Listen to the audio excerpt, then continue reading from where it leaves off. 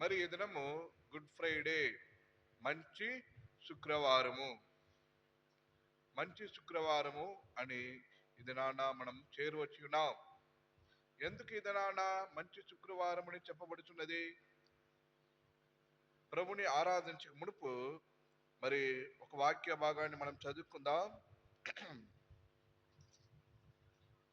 ప్రకటన గ్రంథము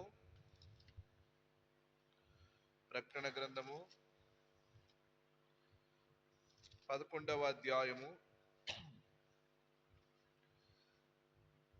8వ వచనము చివరి భాగము మనమందరము కలిసి బిగ్గరగా స్పష్టముగా చదువుకుందాం.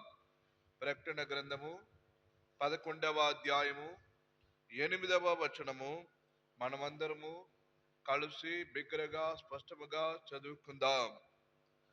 అచ్చట వారి ప్రభువు కూడా సిలువేయబడును. మరలా చదువుకుందాం. అచ్చట వారి ప్రభువు కూడా సిలువ వేయబడును. ప్రభు యొక్క సహాయం నిమిత్తమై చిన్న ప్రార్థన చేసుకుందాం.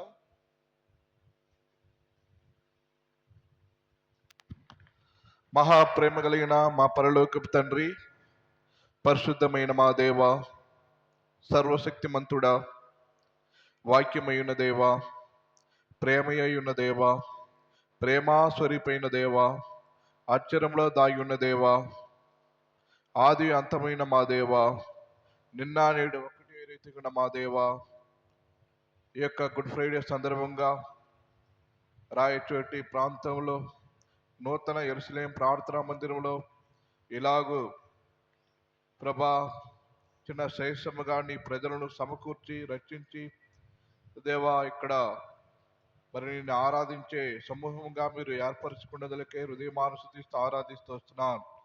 ఇదను ప్రత్యేకంగా గుడ్ ఫ్రైడే సందర్భంగా తండ్రి మరి నీ సన్నిధిలో గడపటానికి మీరు మనకు అనుగ్రహించిన గొప్ప ధన్యతను బట్టి హృదయమానుసతిస్తూ ఆరాధిస్తూ వస్తున్నాను.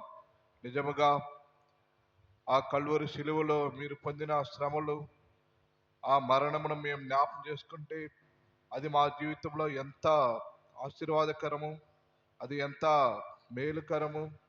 ఓ దేవా, మీరు శిలువలో పొందిన గాయములు, శ్రమలు, అవమానములు, నిందలు అది యావత్తు కూడా మేము పొందవలసినది.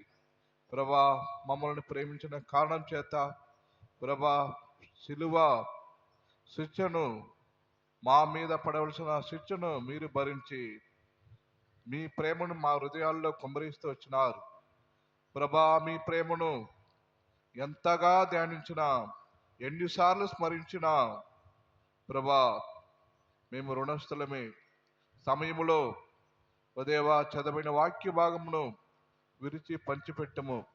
నిలబడిన నీ దాసుడు ఎందుకు పనికిరాని వాడును, నిష్ప్రయోజకుడును, బలహీనును, జ్ఞానం లేని వాడును, వెర్రివాడును, త్రాసు మీద దుమ్ము వంటి వాడును. ఓ దేవా, నీవు నన్ను బలపరిచి నీ పునరుత్థాన శక్తి బలం చేత నన్ను నింపి, నీ పరలోకపు జ్ఞానం చేత నన్ను నింపి, నీ సిలువ చాటు నన్ను మరుగుపరిచి, నీ ఆత్మ అభిషేకం నాకు దయచేసి నా నోట నీ మాటలు ఉంచితేనే గాని, నువ్వు నన్ను బలపరిస్తేనే గాని, నా పెదవును తాకితేనే గాని నేను ఏమీ కూడా చేయజాలనని నా యొక్క నిస్సహాయ స్థితిని నీ సన్నిధిలో ఒప్పుకుంటూ వస్తున్నాను. నీ కృపను కోరుకుంటూ వస్తున్నాను. నీ సహాయంని కోరుకుంటూ వస్తున్నాను. నీ సిలువ రక్త ప్రోచనమును కోరుకుంటూ వస్తున్నాను. నీ ఆత్మ నడిపింపును కోరుకుంటూ వస్తున్నాను.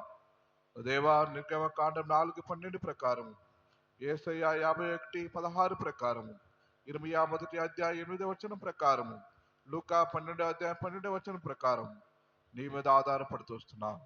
నీవే నాకు సహాయం చేస్తూ రావాల్సింది ప్రార్థన చేస్తూ వస్తున్నాం.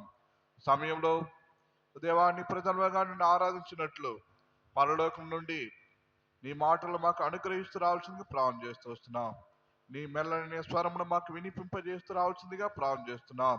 నీ ధర్మశాస్త్రంలోని ఆశ్చర్యమైన కరములు చూచినట్లు మా కన్నులు తెరవమని ప్రార్థన చేస్తూ వస్తున్నాం. చేరవచ్చిన నీ బిడ్డలందరినీ బట్టి స్తోత్రాలు. ఇక్కడ రావాల్సిన వారిని నడిపిస్తూ రావాల్సిన ప్రార్థన చేస్తూ వస్తున్నాం. ఎండ తీవ్రత నుండి నీ ప్రజలకు ఎటువంటి బలహీనత రాకున్నట్లు నీ పునరుత్థానం శక్తి బలం చేత నింపుతూ రావాల్సిందిగా ప్రార్థన చేస్తూ వస్తున్నాం. ఓ దేవా, సమయంలో నీ సిలువ ప్రేమను నూతనమైన విధానములో మేము తలపోసుకున్న వారమై, నీ ప్రేమను రుచి చూసిన వారమై, నూతనమైన విధానములో నిన్ను ఆరాధించినట్లు మా హృదయాలను, మా ఆత్మలను పురికొల్పుతూ రావాల్సిందిగా ప్రార్థన చేస్తూ వస్తున్నాం. బలపరుస్తూ రావాల్సింది ప్రార్థన చేస్తూ వస్తున్నాం. మా యొక్క ఆరాధన మీకు అంగీకారంగా ఉండినట్లు మాకు సహాయం చేస్తూ రావాల్సిందిగా ప్రార్థన చేస్తూ వస్తున్నాం. శత్రు కార్యములన్నింటినీ దూరపరుస్తూ రావాల్సిందిగా ప్రార్థన చేస్తూ వస్తున్నాం. కనబడరాని అంధకార చీకటి శక్తులను నజరేయుడైన యేసుక్రీస్తు నామములో బంధిస్తున్నాం.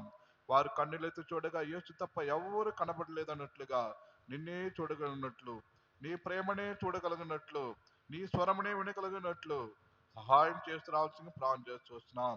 మమ్మల్ని అందరినీ సింహాసనం కింద పడవేసుకుంటూ, నీ నామాన్ని హెచ్చిస్తూ, మమ్మల్ని తగ్గించుకుంటూ, నీ శిలువ రక్త ప్రోక్షణ మరోమారు కోరుకుంటూ పవిత్రపరచమని, పరిశుద్ధపరచమని, నీ నామను మహిమ తెచ్చుకోమని, నీ జీవగల మాటలు మాకు విడుదల చేయమని యేసుక్రీస్తు నామములో స్తుతించి ప్రార్థిస్తున్నాం తండ్రి. ఆమేన్.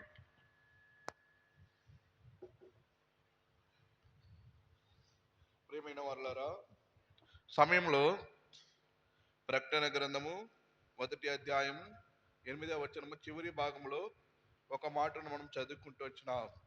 ఏంటి ఆ మాట? చదవగలుగుతారా?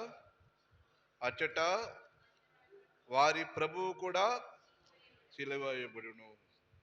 అచ్చట వారి ప్రభువుగా సిలువ వేయబడును.